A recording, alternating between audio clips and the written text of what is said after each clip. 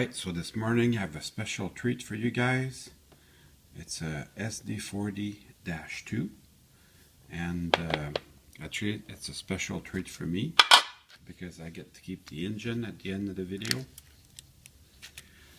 This is a Kato, and the good news is it's the new. It's the newer drive system which runs even smoother than ever before. Just to show you a comparison between the new drive and the old drive, I've got one of the older SD40s that I can show you the difference.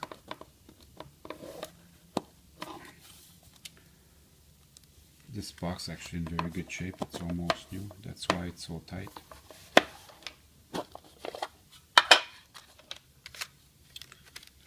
So this one is the older style. You can see underneath it's pretty close to being the same,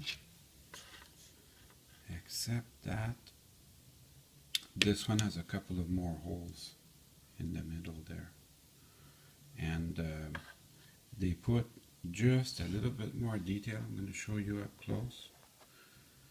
They put just a little bit more detail under the frame here. You can see on this side there's a bell right there, and on the other side there's fuel filters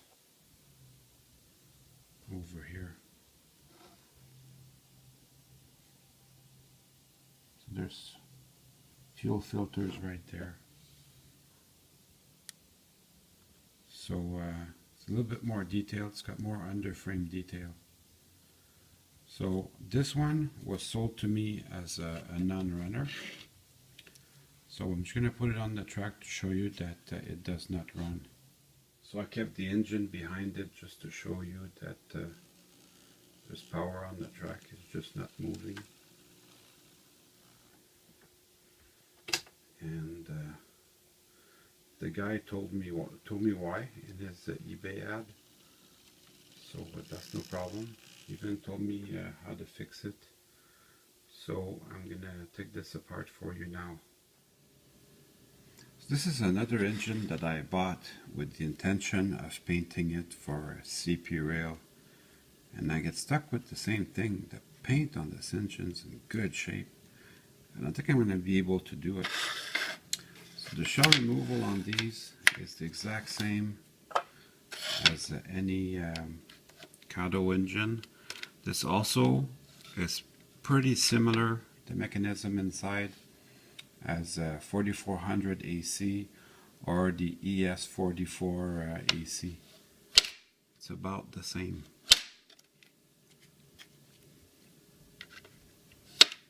So this is a good tip. I actually learned watching YouTube videos.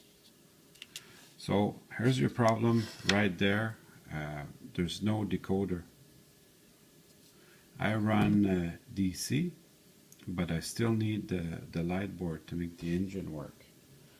There's the problem that was mentioned on the description.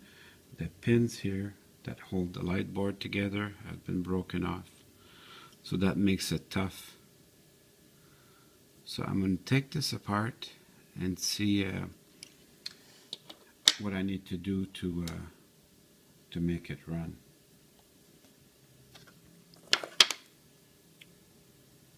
First of all, this underframe detail here, it's actually not that hard to remove. There's two little tabs holding it there. I'll focus this up a little bit better. So all you gotta do is pry it outward just a little bit so it gets loose of the two little tabs, and then you can pull the gas tank off just like the other system, just like before. So there's no screws. The engine's held together on the top by these pins and at the bottom from the gas tank, but you can't remove the gas tank before removing the trucks. So as you spread it out together very gently, be sure to push the pin through. It will release the trucks, and then you end up with these. Now you want to be very careful not to lose your drive shaft or this little worm gear here. It has little bearings, so you're going to be very careful to keep track of that. They have arrows in the bottom, so you can't make any mistakes on how to align them. So once you have your frame, your trucks off, then the frame and the frame detail, the gas tank and the frame detail can be taken off. These, I really appreciate these, so definitely want to be careful with that. So let's have a look inside what's inside the two frame halves. So as you can see, I have my motor. It's in good shape and it does turn. So I'm going to put my test leads up on it so that you can see that it does turn. Yeah, it's a real sweetie. So what I'm going to do now, I have to make these contacts touch each side of the frame. If I can do that, then my locomotive is going to run on DC. So I'm going to get to work on that. So for the bottom one, I have to do is bend it up like this. It'll touch the frame and conduct electricity. And now I'm going to do the top half. So for the top one, I just bend it up a little bit so that it touches the frame. I'm going to show you on the workbench that it is going to run DC.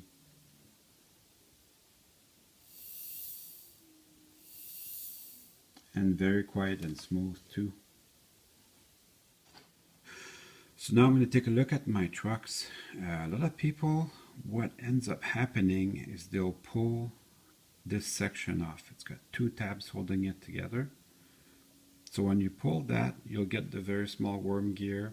Instead of taking the truck off, you can actually pull it apart. So you end up having the little very small worm gear and very small bearings. So I'm going to take this off camera because I don't want to lose any of the small parts. So this is what you get, and they are very, very small parts. It's actually worth, I find, the extra effort because these run very, very smooth. As you can tell, it's pretty clean to begin with. I am, however, going to clean the wheels. I'm going to put just one drop of oil here and here. Just since I have it in my hands, may as well get that done. I don't put any oil in the rest of the truck. These run great without oil. So the truck's also split into two. You have some gears on this side, a little bit finer than the other gears, and then you get your wheels. This locomotive, to me, I find it quite beautiful inside. It's as if while other manufacturers were reverse engineering Kato's engines, Kato was going one step further, and it really does show when the locomotive is running. It's unbelievable. So there's all my parts. I'm gonna run them under the soap and water just to get them clean. May as well, I have everything in my hands. So while I have everything in my hand, I make sure to clean my wheels. These look okay, but might as well make them extra nice while I have them in my hands. And we're getting ready now to start putting everything back together. Putting it back together is going to be easier than taking it apart. Look at that, super shiny. Now the side frames are stuck together with this gear. There's not really any reason to oil these. They run fine without it. So the first part that goes in is going to be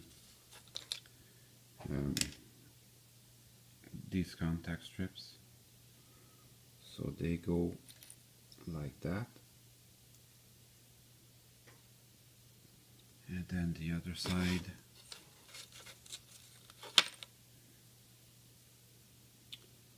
Like that. Then all that's left to do is add your wheels. I prefer to work it from one side. I suppose you could do it from the middle. The most important thing is to get this part of the wheel in the bearing, the little cone at the end in the bearing cap. Then it'll run like it's supposed to. So I'm going to do that off camera. This is the reason why I do them one at a time. I don't know if you can see there's a little bend inside here. So that, respect that when you put it back. It'll make the locomotive run right. So while you have that in there properly, turn them, make sure that they're turning freely and they look right. They look that they're in their proper place. And then I'm going to just add this part. And that should just snap in there.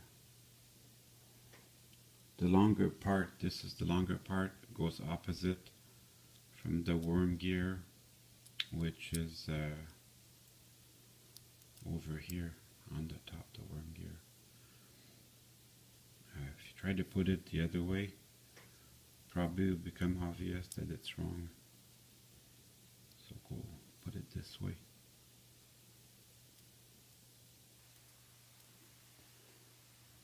So that just snaps in there.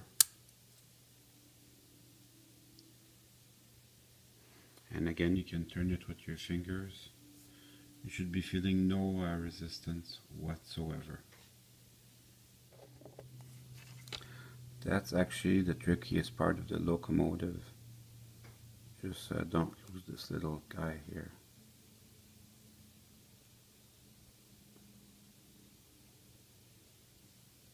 And that's all the oil that you need. So it just sits on top there, and then you can put the cover over it.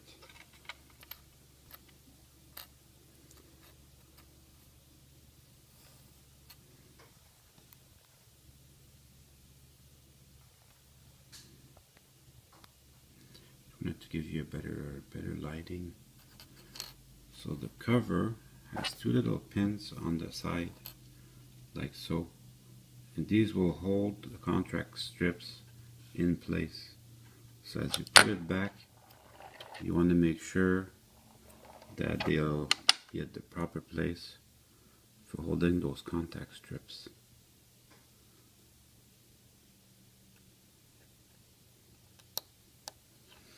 So don't fight with it, it should go in nice and easy. Oh yeah, that's what I'm talking about. So I'll do the other one off camera. So at this point I have my two trucks, my frame with the motor, and the gas tanks. This goes back a little bit differently than what I'm used to. So what I have to do to put this back together is put the frame in first. Sorry, put the gas tank on the frame first. So this one has no screws. So what's holding the two frame halves together is these clips on the motor mount and the gas tank. And these will clip right here at the bottom. You don't have to force it too much. It's not that hard to go back.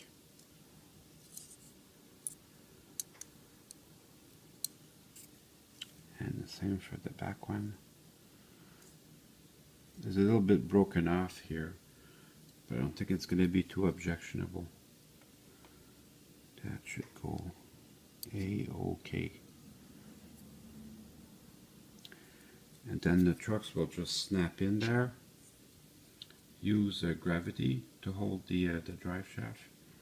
Gravity is your friend. And then the drive shaft has to go in its gears. So all you need to do is spin the flywheels until you line up properly the drive shaft. And once it's lined up properly, just snap in there. And that's it. Good as gold. And we'll do the other side. It's the same thing here. Gravity is your friend. You should line these up properly. Once the drive shaft's in the worm gear, the trucks will just snap into place. I'm just going to put some power to it. That should run super smooth. Let's go try it on the track.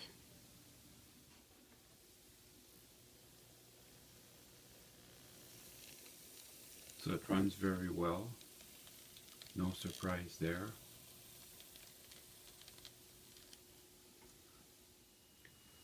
So this brings me to my next problem.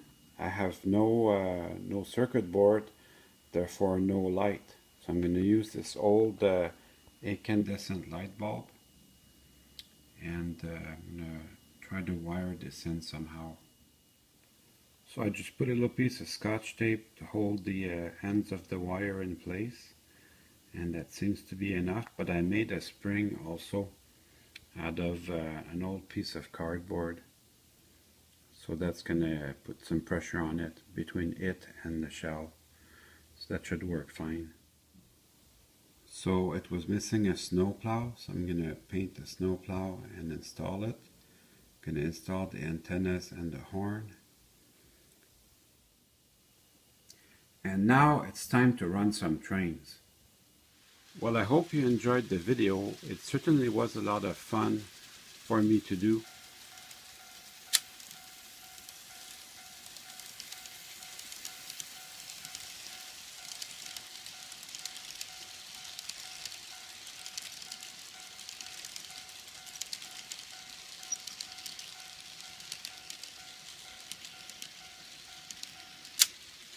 See you soon.